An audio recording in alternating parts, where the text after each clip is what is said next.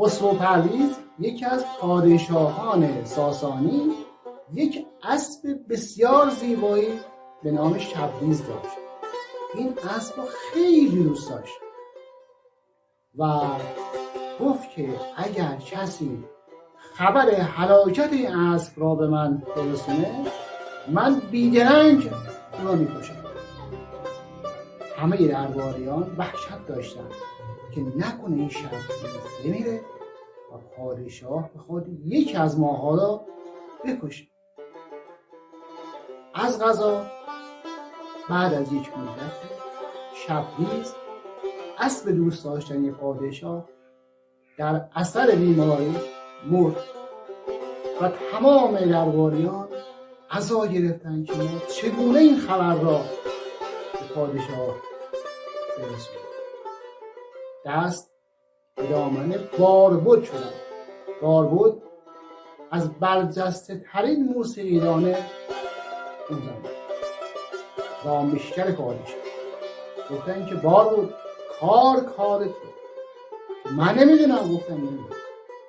ایشون اومد و یک قطعه موسیقی ساخت و با 4 تار خودش شروع به نواختن همون قطعه‌ای که پشت زمینه صحبت‌های من هست. پادشاه گوش کرد و بعد از مدتی گفت شبدیز مرده است. باربد گفت این سخن را شاهنشاه من نگفتم.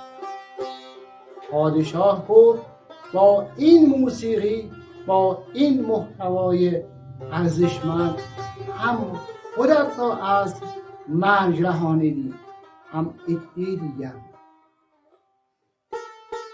عزیزان مشاور، همکاران عزیزم، بعض وقتا لازمه با یک قطعه موسیقی پیام را انتقال بدیم. با یک بیت شعر ممکنه یک دنیا مفهوم را انتقال بدیم. یک نقاشی.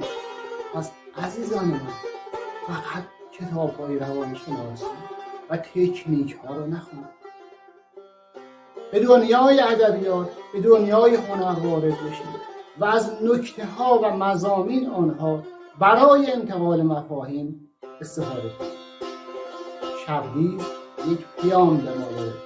این پیام اینه که هنر در درمان و در انتقال مفاهیم بی‌نظیره. موفق